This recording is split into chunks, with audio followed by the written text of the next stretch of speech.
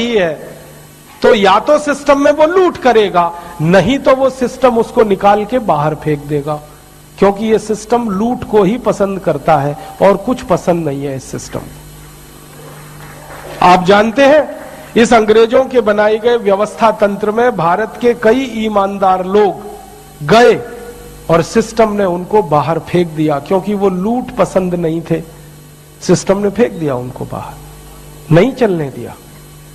दो नाम तो आपके सामने हैं, एक थे श्री लाल बहादुर शास्त्री और दूसरे थे श्री मोरारजी देसाई।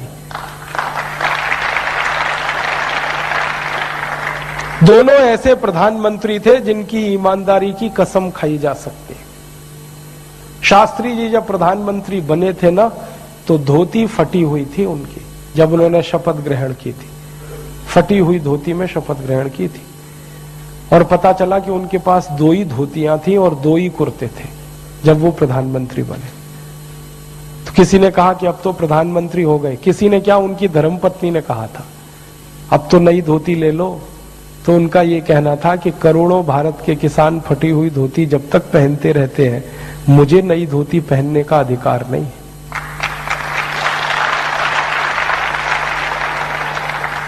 ऐसे ईमानदार प्रधानमंत्री जब घुसे सिस्टम में, तो सिस्टम ने उनको बर्दाश्त नहीं किया, निकाल के फेंक दिया, मार डाला, हत्या कर दी उनकी।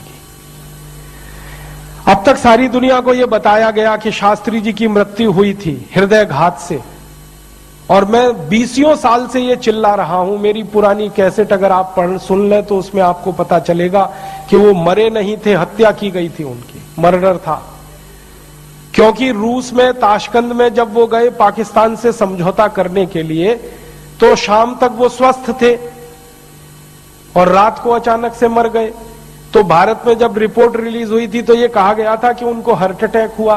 हार्ट अटैक उनको हो नहीं सकता क्योंकि बीपी उनका नॉर्मल था, शुगर उनको थी नहीं, ब्लड प्रेशर उनको था नहीं, हाइपरटेंशन था नहीं, हाइपोटेंशन था नहीं, शुगर थी नहीं, अटैक हो ही नहीं सकता। कोलेस्ट्रॉल नॉर्मल था, ट्राइग्लिसराइड नॉर्मल थे। जब वो गए थे तो उस समय उनके सारे चेकअप हुए थे, उसकी रिपोर्ट दिल्ली में दर्ज है, वो सब मैंने देखी है। वहां तो ये हुआ था कि रात में जब उन्होंने बातचीत पूरी की पाकिस्तान के साथ, तो उनका एक रसोइया उनके साथ रहता था हमेशा, जिसको वो साथ लेके जाते थे, और उनका नियम था कि किसी दूसरे के हाथ का बना हुआ खाना नहीं खाते थे, वो रसोइये के हाथ का ही खाते थे। उनके रसोइये का ताशकंद में अपहरण हुआ, कुछ लोग उसको पकड़ के ले गए और उस रसोइये की जगह पर एक दूसरे व्यक्ति को रसोइया बना दिया गया।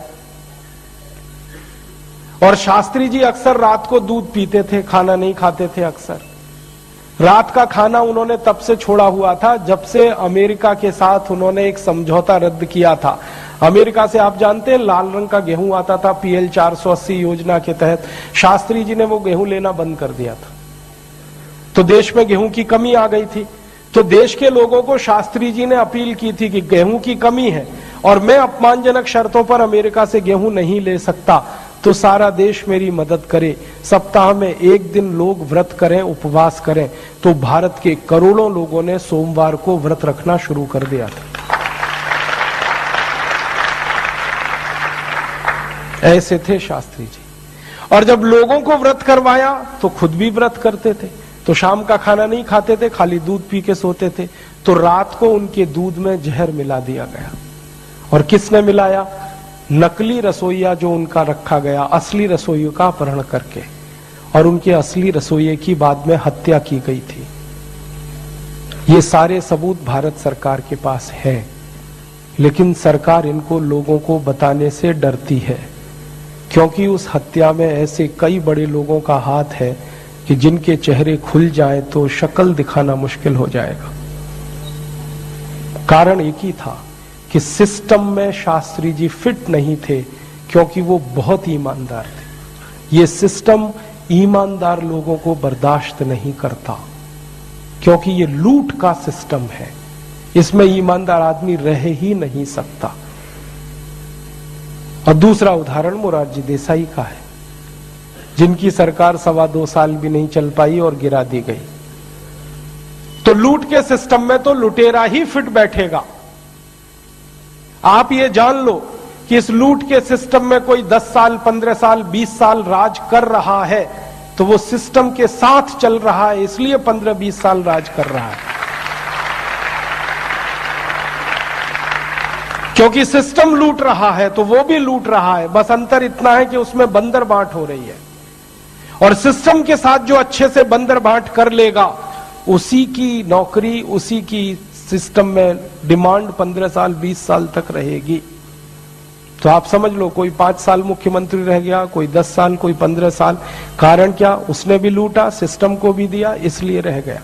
ईमानदार को तो यह सिस्टम रहने ही नहीं देता। अब हमारे सामने गंभीर प्रश्न है, यक्ष प्रश्न है।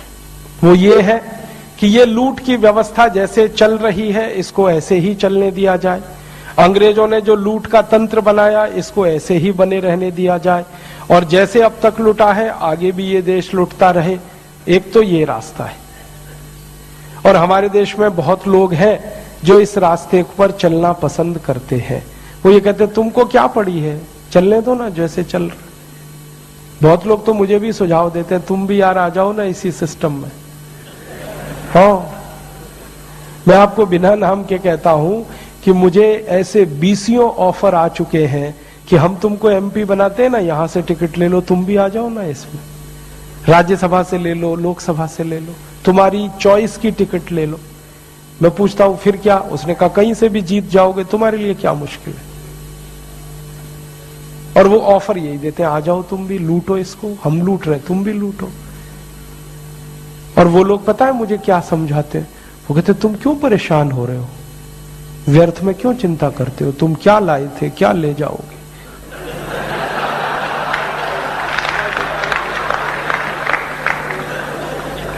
वो तो मुझे इतनी बड़ी फिलॉसफी समझाते हैं, जो हो रहा है अच्छा हो रहा है, आगे होगा और भी अच्छा होगा, तुम व्यर्थ क्यों चिंता करते हो, तुम क्या लाए थे क्या ले जाओगे, लगो ना लूटने में तुम भी। हाँ, बहुत बड़ी फिलॉसफी समझाते, और श्री कृष्ण का नाम लेके समझाते कि देखो हम नहीं कह रहे, भगवान श्री कृष्ण ने कहा है, भगवत गीता में कहा है। क्यों व्यर्थ परेशान होते हो, क्यों चिंता करते हो, क्या लाए थे क्या ले जाओगे, लुट रहा है लुटने दो, आगे लुटेगा और भी लुट अच्छा होगा। तो ऐसी फिलॉसफी के मानने वाले बहुत पाखंडी लोग हैं इस देश में। कुछ सफेद कपड़ों में है, कुछ भगवे कपड़ों। दोस्तों वीडियो अच्छी लगी हो तो लाइक शेयर सब्सक्राइब जरूर करके जाएं।